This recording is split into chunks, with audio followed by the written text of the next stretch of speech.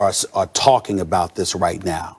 Allegedly, the Uncle Dennis. Yeah. Uncle Dennis is no joke. Was asking for a lot of stuff from the other teams. Houses, planes, sponsorship, guaranteed sponsorship money, just as an example. They're throwing this stuff out there. All of those things are supposedly illegal in the collective bargaining agreement. I have no idea whether this is true or not. I'm not trying to cast any aspersions on Uncle Dennis, but people in NBA circles are talking about this as we speak. Stephen A., you called it over a year ago. The Clippers now confirming that the NBA is investigating tampering allegations made against them and Jerry West in their free agency recruitment of Kawhi Leonard in 2019. Kawhi has denied the allegations in his post-game comments from yesterday. Stephen A., what does this say about Kawhi? Well, first of all, to address the reporting situation, as I highlighted on First Take nearly a year ago, I have no idea whether those things were true. What I was reporting was what was being said by other officials in the league, and that this would not go away because some of the things that was being requested and asked for were a bit exorbitant, to say the least. Obviously it's come to fruition, and that's what the NBA is investigating now, because a lot of people were making big stinks about that. Having said all of that, what does this say about Kawhi Leonard? Max, I hope you're sitting down when I say this, and I hope you completely understand where I'm coming from by the time I'm finished. But what this says is that Kawhi Leonard isn't worth it. Now, let me make sure that I'm specific with what I mean. Kawhi Leonard is a superstar basketball player. He's one of the top 5 players in the National Basketball Association. What he's capable of doing on both ends of the floor, averaging 27 last year, being an elite defender. All of these things are true about Kawhi Leonard, and I don't mean to imply otherwise. But here's why I tell you he's not worth it. Because of what the Clippers gave up for him, he has to do more than that.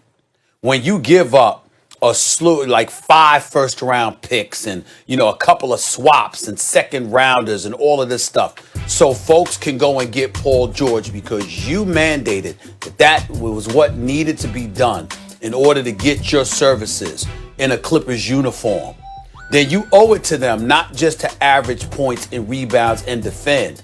You have to be that quintessential leader. You have to galvanize the troops and inspire others to be all they can be. You can't be a detriment, whereas you're making demands. You're engaging in load management. You practice when you want. You play when you want. The minutes you dictate. And the word that is prominently associated with you is indifference. Not when it comes to your specific play, but when it comes to those other ancillary things that inspire and contribute to a winning culture. You can't be distant and apart and apathetic to that. You have to embrace that wholeheartedly, because that's what you need to do when you've made the demands that you've made. Yeah, the Clippers didn't have to do it, and we understand that, but they did it for you. They did it because you said you were only coming if those conditions were met. Get me Paul George. And so that's where it all comes in. If you just signed for money, Max, and you decided to come there because they offered you the max and you wanted to be back in LA near your home and all of that other stuff, none of this applies. But when you hold them hostage, essentially, to get the player, this one specific player that you wanted with you, even if they had to mortgage the house and arguably their future to do so, then you owe them more than 27-7 a game and being a great player and an elite defender. You owe it to them to do everything you can as a leader to galvanize the troops and bring everything together so you can develop and ultimately help sustain a winning culture. He hasn't done that part yet. And that's why I say at the moment, he hasn't been worth it. What does this say about Kawhi Leonard? We get to that in 1 second. First, Stephen A., Jerry West presided over, he was the executive for the Showtime Lakers.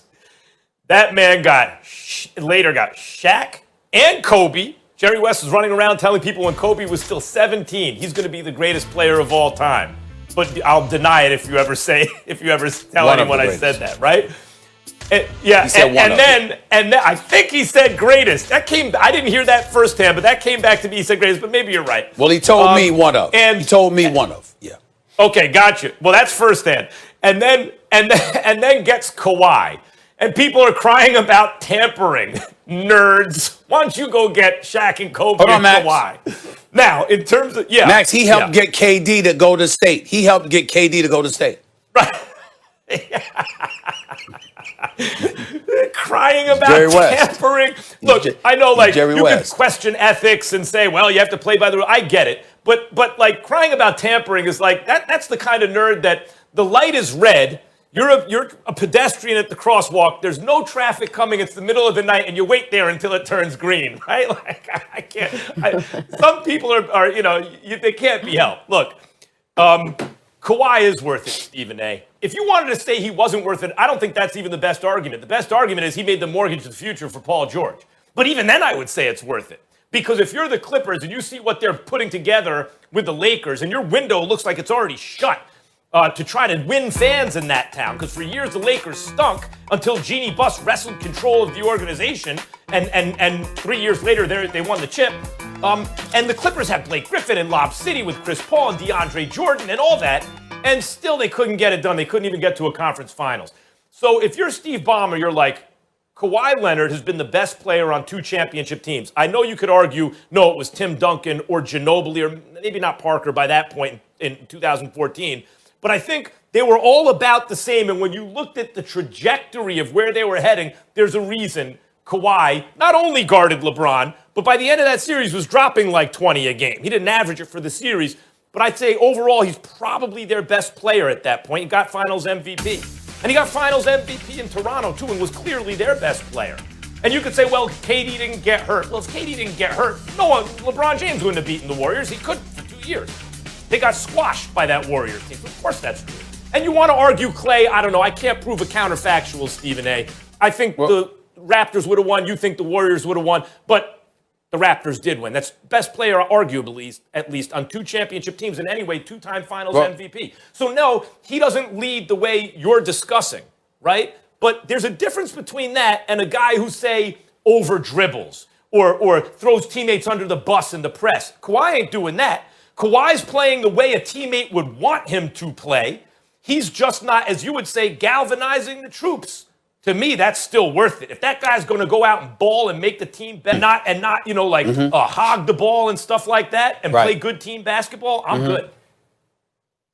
Well, first of all, I think you're wrong, but understand, not only is he not galvanizing, but he is dividing indirectly. Because if you take into account the beef between Montrezl Harrell and Paul George, assuming there's truth to that, which obviously I've heard, well, where would that stuff with Paul George come from in terms of how Paul George and Kawhi Leonard was being treated? Remember, Kawhi Leonard was a 2-time NBA champion. He was a 2-time NBA Finals MVP.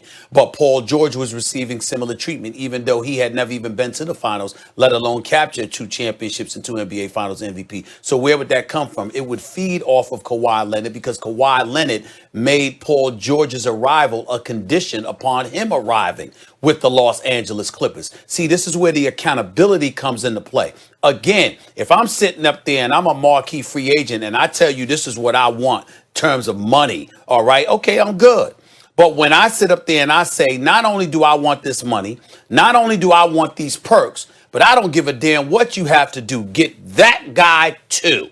And I do that, then there's a level of culpability and accountability that I have. Not hog the ball and stuff like that, and play good team basketball, I'm good. Well, first of all, I think you're wrong, but understand, not only is he not galvanizing, but he is dividing indirectly. Because if you take into account the beef between Montrezl Harrell and Paul George, assuming there's truth to that, which obviously I've heard, well, where would that stuff with Paul George come from in terms of how Paul George and Kawhi Leonard was being treated? Remember, Kawhi Leonard was a 2-time NBA champion. He was a 2-time NBA Finals MVP. But Paul George was receiving similar treatment, even though he had never even been to the finals, let alone capture 2 championships and 2 NBA Finals MVP. So where would that come from? It would feed off of Kawhi Leonard, because Kawhi Leonard made Paul George's arrival a condition upon him arriving with the Los Angeles Clippers. See, this is where the accountability comes into play. Again, if I'm sitting up there and I'm a marquee free agent and I tell you this is what I want in terms of money, all right, okay, I'm good. But when I sit up there and I say, not only do I want this money, not only do I want these perks, but I don't give a damn what you have to do. Get that guy too. And I do that, then there's a level of culpability and accountability that I have.